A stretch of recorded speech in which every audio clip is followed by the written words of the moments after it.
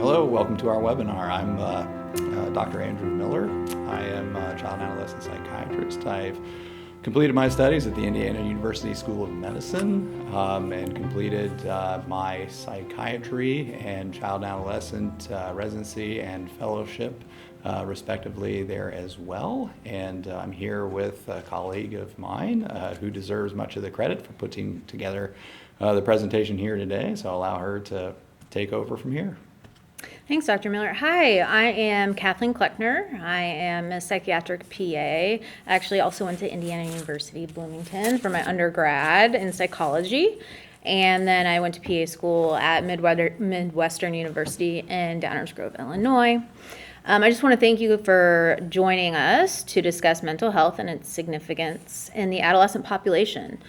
This is certainly a topic that Dr. Miller and I find fascinating and want to share our knowledge about. Unfortunately, I think adolescent mental health is often misunderstood and misrepresented in mainstream media. Shows like 13 Reasons Why and so forth. So I'm excited to share the opportunity to show our own expertise and shed some light on the prevalence and truth surrounding adolescent mental health. Hopefully we can answer some questions you may have about yourself or a teenager in your life that you may have concerns about. Okay, let's start by introducing a theoretical case that Dr. Miller or I may be faced with on a typical day in our line of work. Carl Jones is a 15-year-old Caucasian male who lives in a suburban community with his two adoptive parents since age 6. He was removed from the care of his mother, a drug addict who had been hospitalized psychiatrically multiple times when he was 2 years old after she was charged with neglect and abuse. His dad was incarcerated for the first several years of his life, and before his adoption, he was placed with multiple family members in multiple states, but they couldn't meet his needs. Over the past year, Carl actually started to visit with his biological dad a couple times per month. But in the past few months, his adoptive parents have noticed that he will run away, scream, and cry, or become verbally aggressive prior to planned visits with his biological dad. Carl also started refusing to attend school due to stomach aches. His grades dropped from A's all the way to F's. He began arguing with his teachers and his parents. He became avoidant of his friends and had been spending really all of his time alone in his room playing video games. He no longer found joy in playing the guitar or listening to music as he had previously. He started having trouble sleeping at night, wetting his bed, and complaining of nightmares regularly. In the last couple of weeks, his parents noticed several cigarette burns on his arm and found an empty bottle of vodka in his room. He denied knowing where the burns or the bottle had come from. He had been suspended for threatening to harm others. His parents had tried to enforce strict discipline to try to get his behaviors back under control and get him back on track. He has no access to electronics and is grounded for punching a hole in the wall and refusing to complete his chores. But Carl says he just really doesn't care.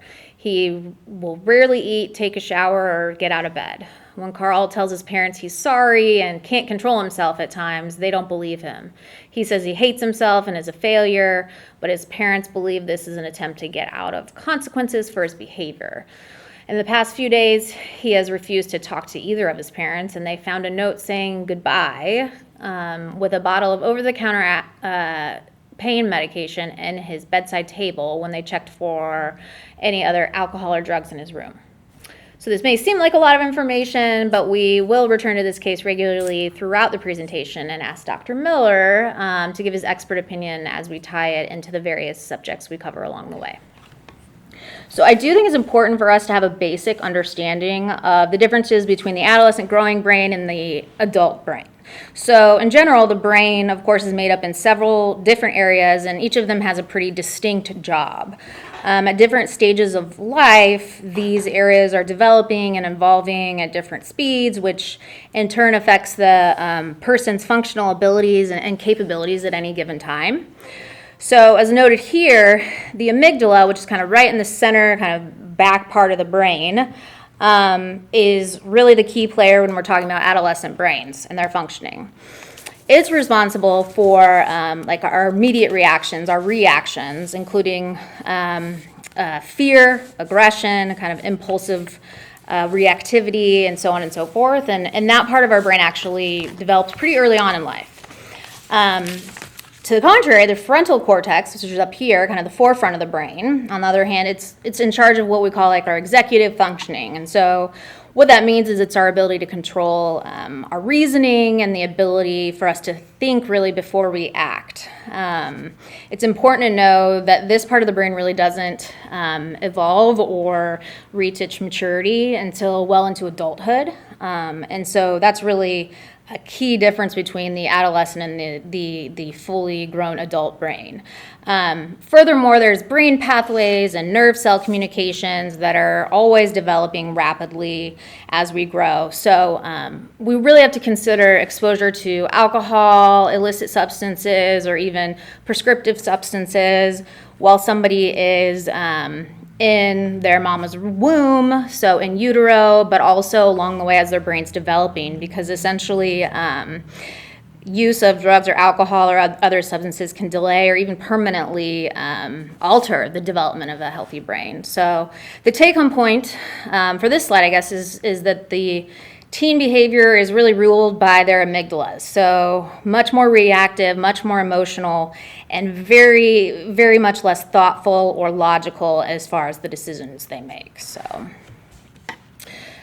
this slide kind of puts that into what that means as far as certain behaviors we may consider as like stereotypical teen behaviors. So adolescents are going to be less likely to think before they act. They're going to be less likely to pause to consider the consequences of their actions and change their dangerous or inappropriate behaviors. Then, they're going to be, to the contrary, they're going to be more likely to act on impulse, misread or misinterpret social cues and emotions, get into accidents of all kinds, get involved in fights, and engage in dangerous and risky behavior that they may not otherwise if their brain was in a different developmental stage. I think it's important to highlight how different brains of adolescents versus adults are, because adults and decision makers in society really need to understand the limitations of a teenage brain. Without this kind of awareness, we may tend to have unrealistic expectations of our teenagers or adolescents, or attribute really like a neurophysiological deficit or difference to like an intentional misbehavior, when in fact that's not the case. So if we do that, that can actually have really incredible consequences for a child or a youth, particularly in the legal system. When we start to reprimand or discipline adolescents, children really, or even kind of young adults before their brain matures, as if they've had a fully developed brain. All right, so if we go back to our case example of Carl Jones, this is the 15-year-old who is showing some concerning mental health signs. I wanted to ask you, Dr. Miller, as a child and adolescent psychiatrist, considering the history that you have and the upbringing that you have been given about Carl's history, what kind of a plan would you maybe start to formulate for Carl if you were to see him in your office? Yep, thank you, Katie. I think everything that you just laid out here with discussing the amygdala and the emotionality of adolescence, kind of going back, looking at the history, we think of temperament development, gets more into the child developmental theories, but certainly with the history as you describe it here, it places Carl being a very high risk of being emotionally dysregulated by the sheer fact of all the rough things that he had to experience during those early years. Being given up,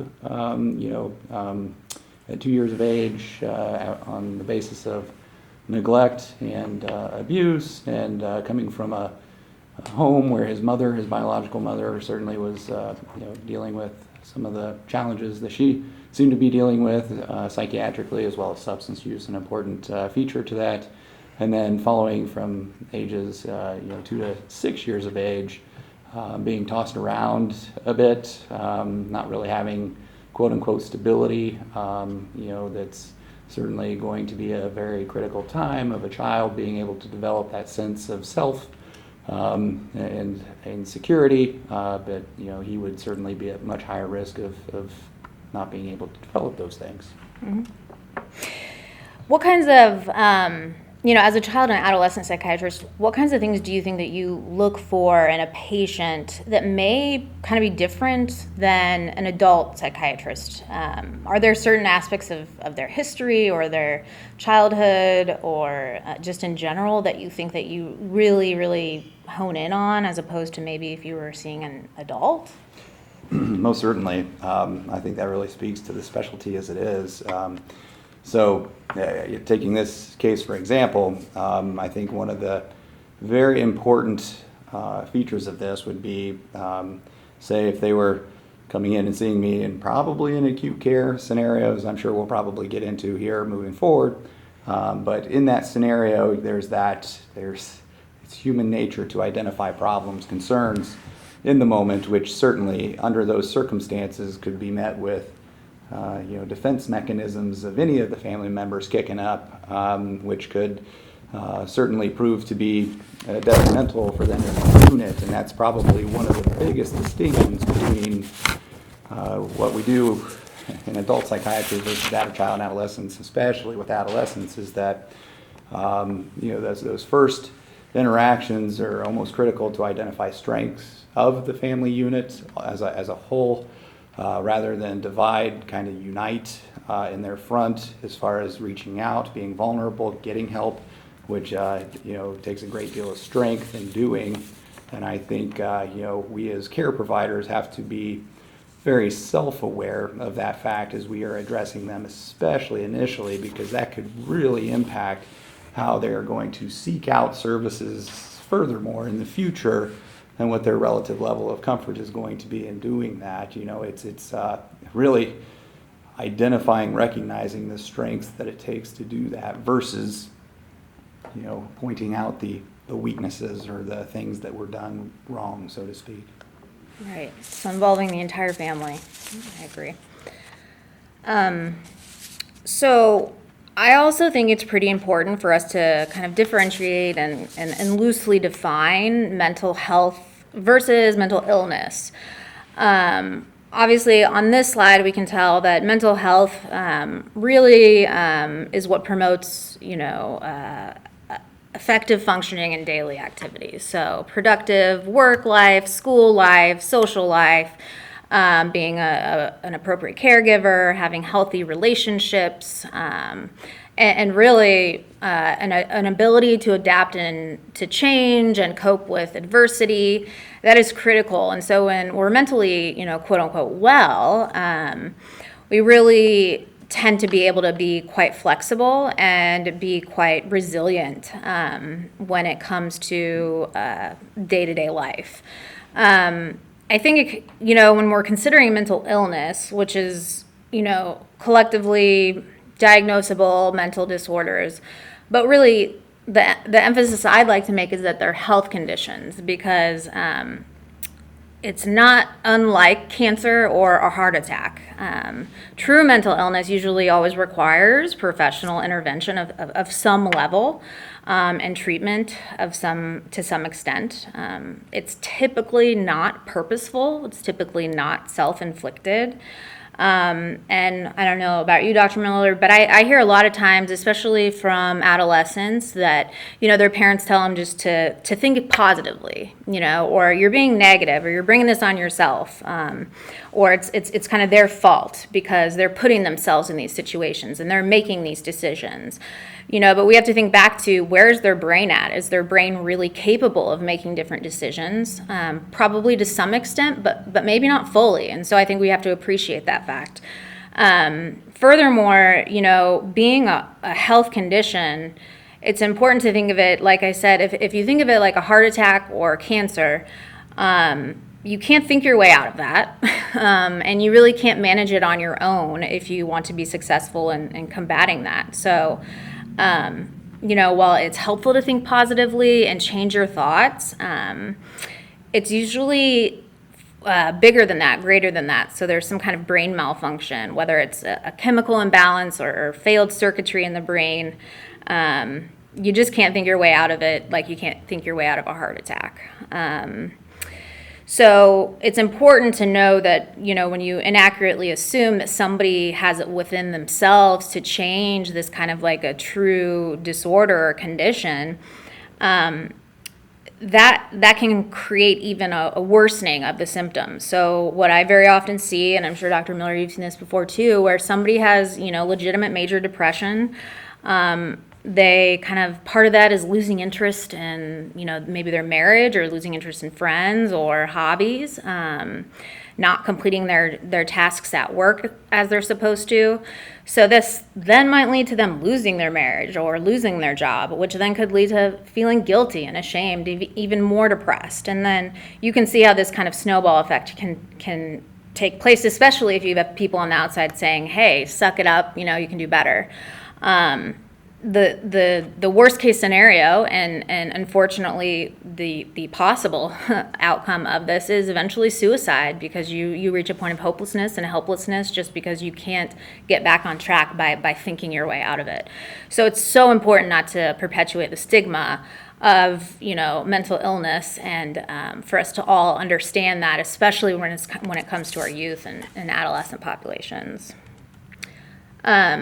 So here's just, a slide that basically touches on the significance of mental illness in adolescence, both on an individual level and I think on a societal level, and how we really can't overlook it. I don't know, Dr. Miller, I don't know if there's any that jump out to you specifically, but I do find it interesting that 70% of youth in the juvenile justice system have diagnosable mental health conditions. That really makes me question if systemically we do understand mental illness and how capable or incapable youth are in helping themselves make appropriate decisions, if we've really implemented the necessary structure as a community to help them.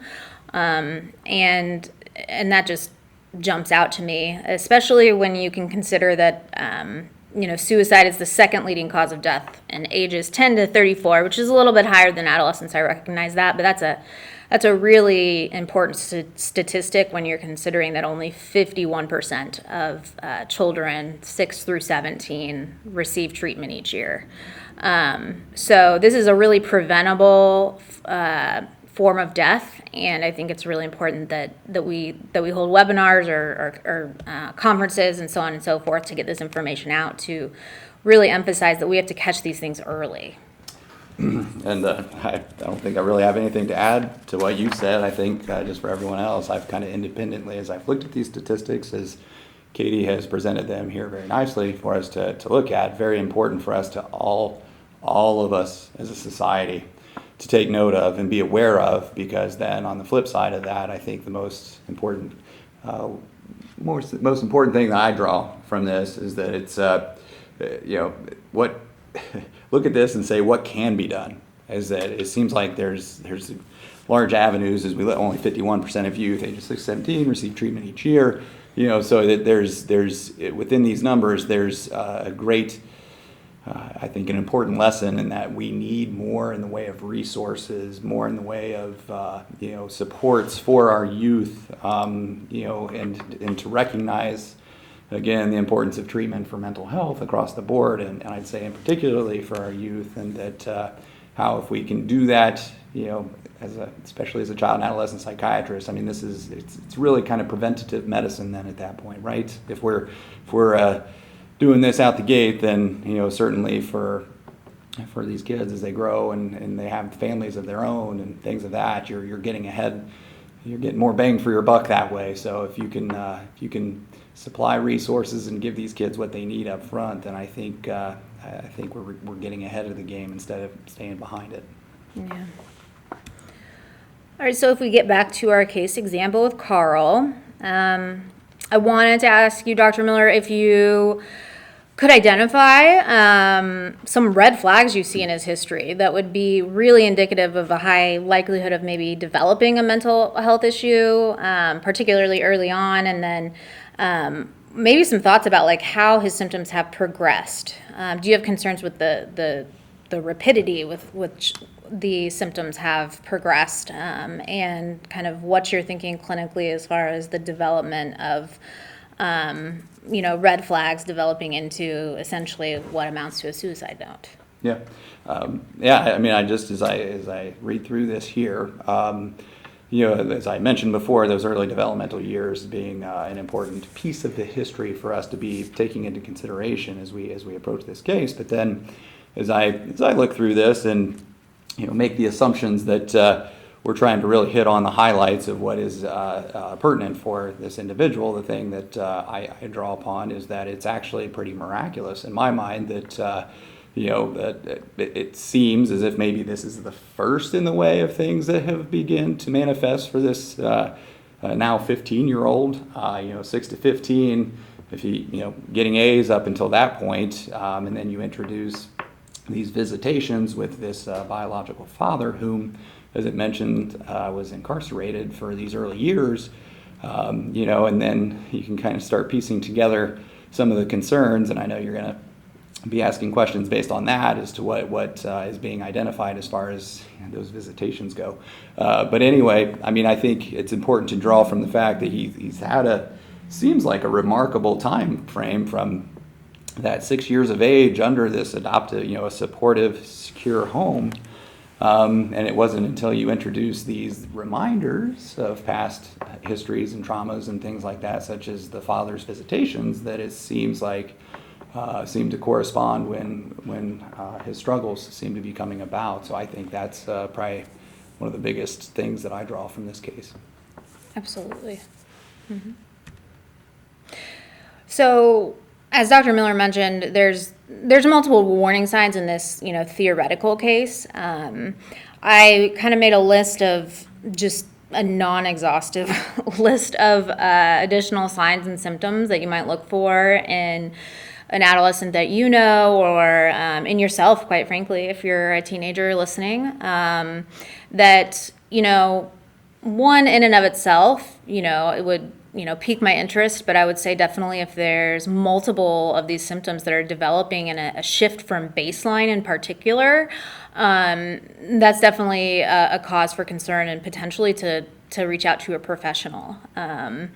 And, that kind of touches on the fact that you really, as a family, I would say as parents, supportive networks, it's important to start getting to know your child early on so that you can discern a change from baseline to, something that might be more concerning. So in his instance, he started losing interest in guitar, he's arguing more, wanting to be by himself, just playing video games, not communicating, and essentially refusing to communicate in the past few days.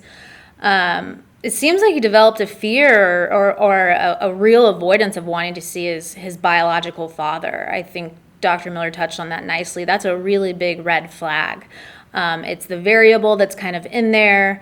There's been a substantial, relatively, I would imagine, stable period of time, unless we were to ask more questions. And so that is a big variable. And so these real big outbursts that are occurring primarily around visiting the biological father would really make me wonder if something's going on during those visits. It's really distressing.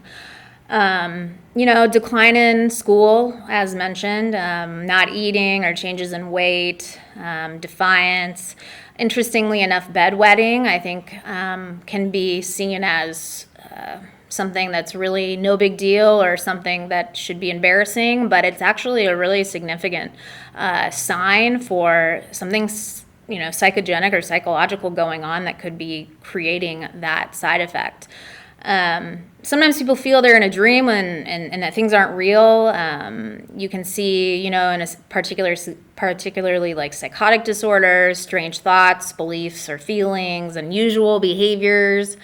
Then you can get really critical of yourself, feelings of failure, thoughts of suicide or self-injurious behavior, changes in sleep, changes in need for sleep and energy, substance use. In his case, it seems like somehow he's getting a hold of cigarettes, whether or not he's using the nicotine that's, yet to say, but it does sound like there's, at least enough vodka use, or it appears that there's vodka use involved, and so that's a big red flag considering its family history. Risky self-destructive behavior, difficulties concentrating, family history of mental illness is a really, really big one.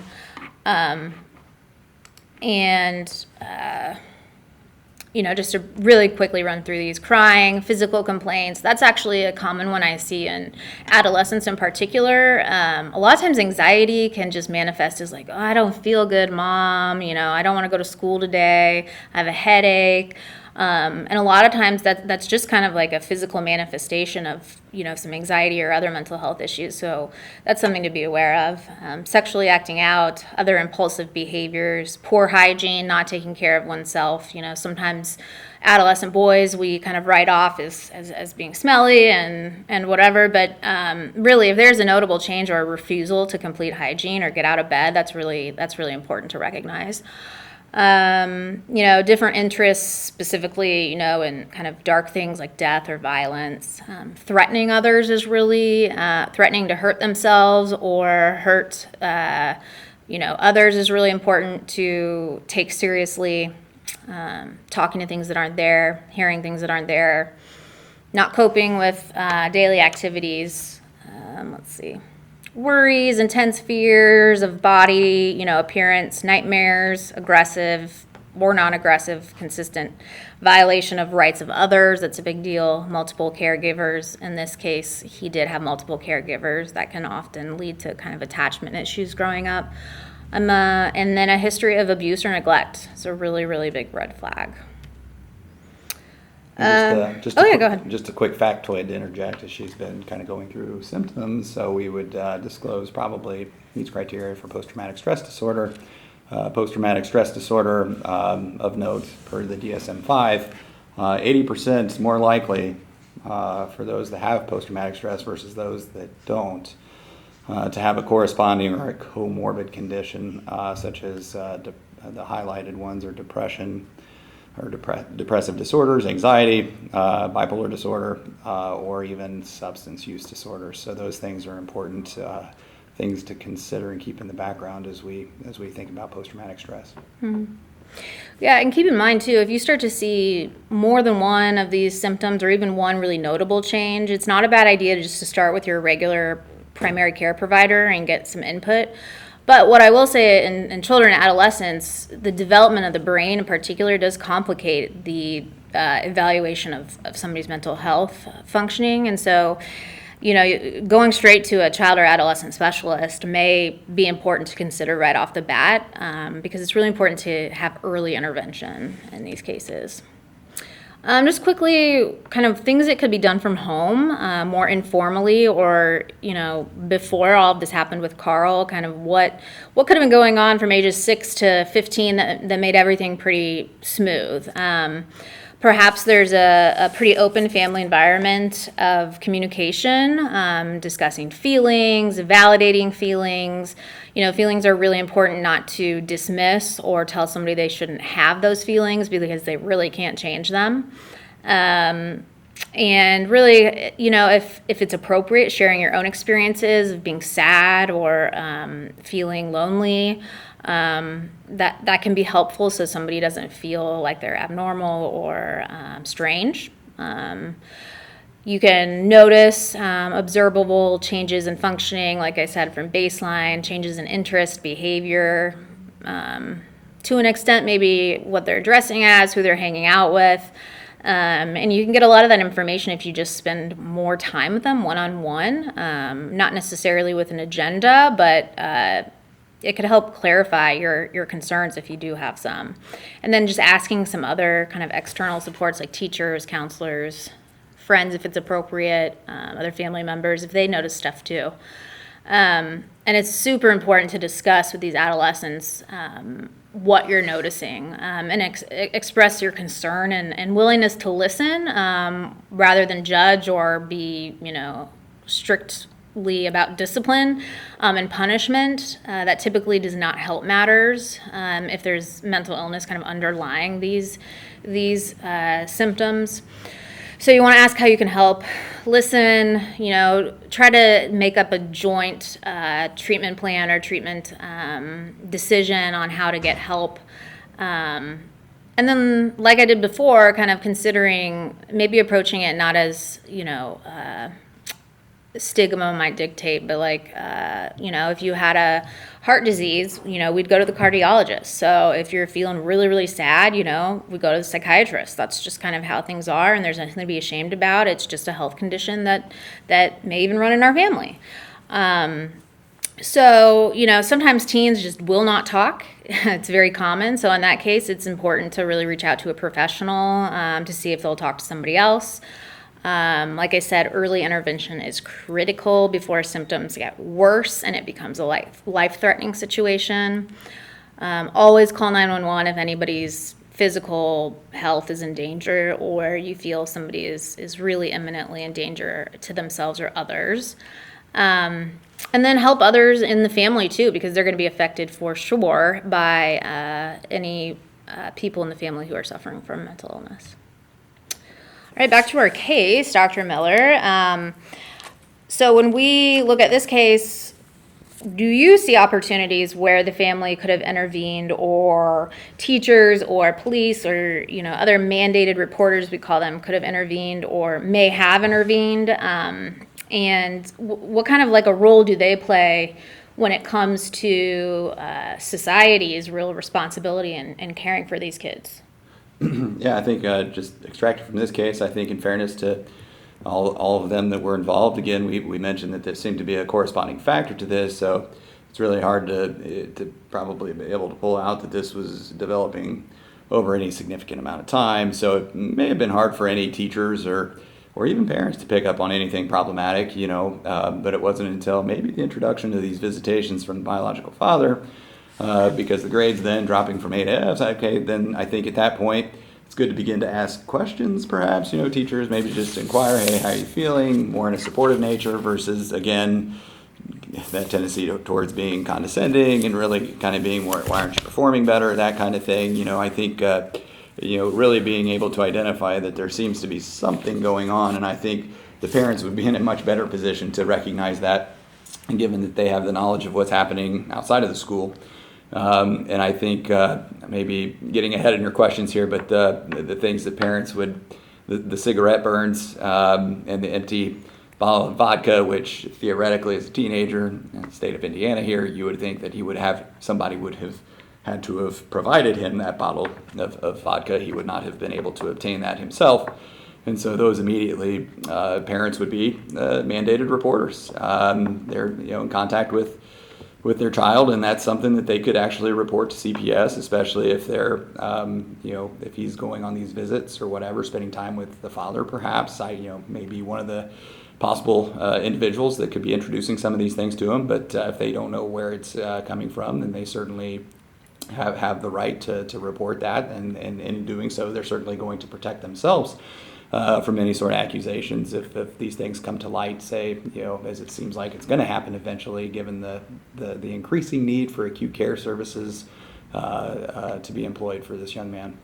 Mm-hmm. All right, so just some basic treatment interventions. Like I mentioned previously, at home, just spending more one-on-one time and increasing communication with your kids, with your adolescent is really crucial to help support them and get to know more about what's really going on with them.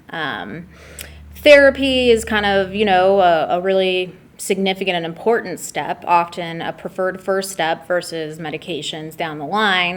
There's family therapy where the entire family unit is involved. I usually say it's a family issue, not a identified patient issue. But there are individual therapies, there's talk therapy, which is kind of classic, but even for younger kids, there's what's called play therapy that helps them engage and work through some of their issues that way. And then group therapy can consist of, peers who may be struggling with similar issues, and that can be beneficial for appropriate socialization as well. It's important to involve school, let the counselors know what you're noticing, give them a heads up. They may want to do some testing or do some further evaluation to see if the kiddo may need some accommodations with like a 504 plan or an individualized educational plan. A lot of people don't know that those things exist, but if somebody really has cognitive or emotional deficits that are impacting their schooling, it's important to be able to support them appropriately and do it in the academic environment as well. Medications, of course, should be on the table, especially if we're looking at something life-threatening. Obviously, it's a big deal to put, a youngster on medication, but quite frankly, in fact, early intervention with treatment, including medications, can really prevent or delay worsening of mental health issues in the future, including suicide. Especially if there's a really big genetic component that can give us a good indication that a certain condition may not be as treatable or amenable to just a therapeutic intervention. So medications, yes, the risks and benefits should always be weighed. It should be very clear what the purpose and goal is. But there should be no shame surrounding needing a medication simply because somebody's suffering from a condition that they can't help. Very similar to taking high blood pressure medication for high blood pressure. And then I'm not going to go through all this, but this is some mental health service options for youth. I know before I got into this field, I really didn't know the extent to which there were levels of care. I kind of thought you just go to your doctor or you go to the hospital. Certainly you can go to your doctor for a 30-minute appointment or checkup. That's definitely an option. But then there's kind of case management where multiple individuals get involved. They can help you with financial, legal, psychiatric, all kinds of services to help the child or adolescent successfully with the family. People can come into the home and home-based treatment services, family support services like parent training, parent support groups, stuff like that. Day treatment program, a little bit more intensive level of treatment where you might go somewhere during the day and have kind of adapted schooling to help with the patient who might be struggling. Step above that would be like partial hospitalization. Essentially, you're kind of in the hospital, but during the day, and then you go home at nighttime. Very intense level of care. Of course, there's always going to be emergency or crisis services, 911, emergency room. There's mobile crisis teams that can come out and assess. There's respite care services, so if a patient really needs to be with a specialized family that's specially trained in helping teens with mental health issues, that's an option.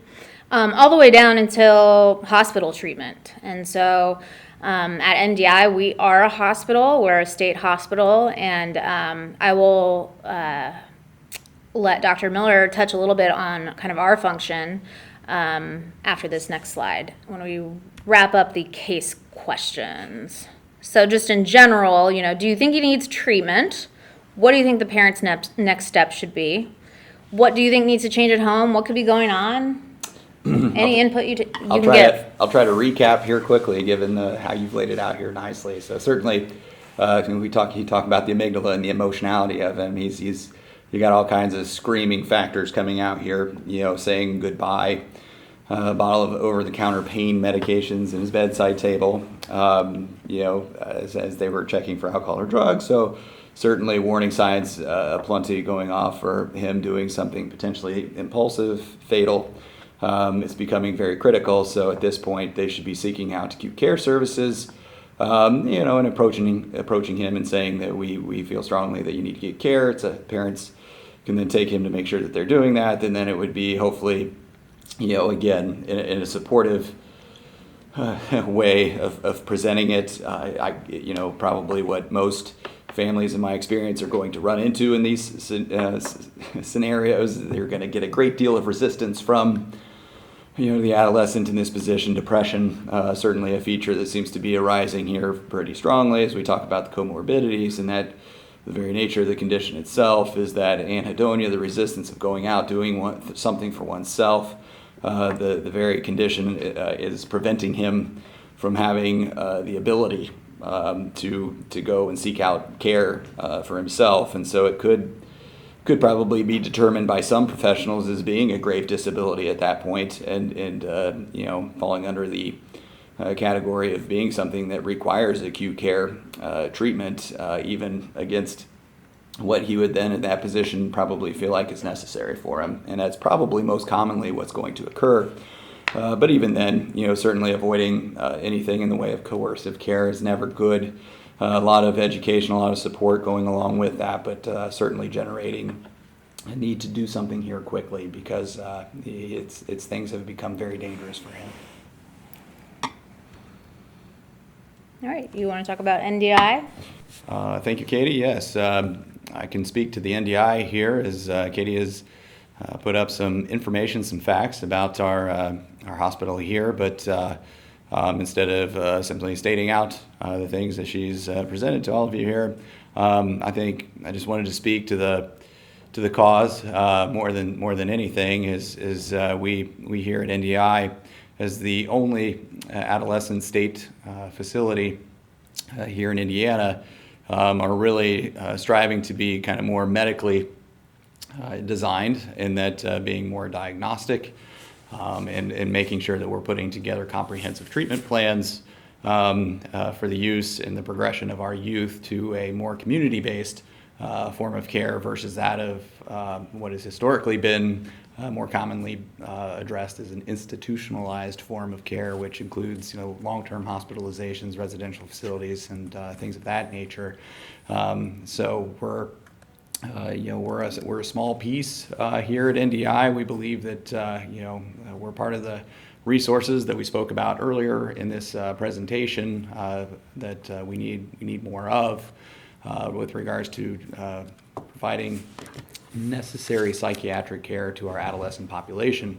And so it is our hope that we can build here and be a resource for all of those in Indiana, and continue to expound upon what we're doing here for the cause of child and adolescent psychiatry. Thanks, Dr. Miller. So with that, we'll leave with references that we've used for today's presentation. I also am very proud of NDI's role in helping adolescents receive mental health care that they very much deserve, and is typically difficult to come by. So I love my job, and I love working with Dr. Miller. So very much appreciate your time today, and I hope you found it somewhat informative, and we look forward to seeing you at future webinars. Have a great day. Yes, thank you.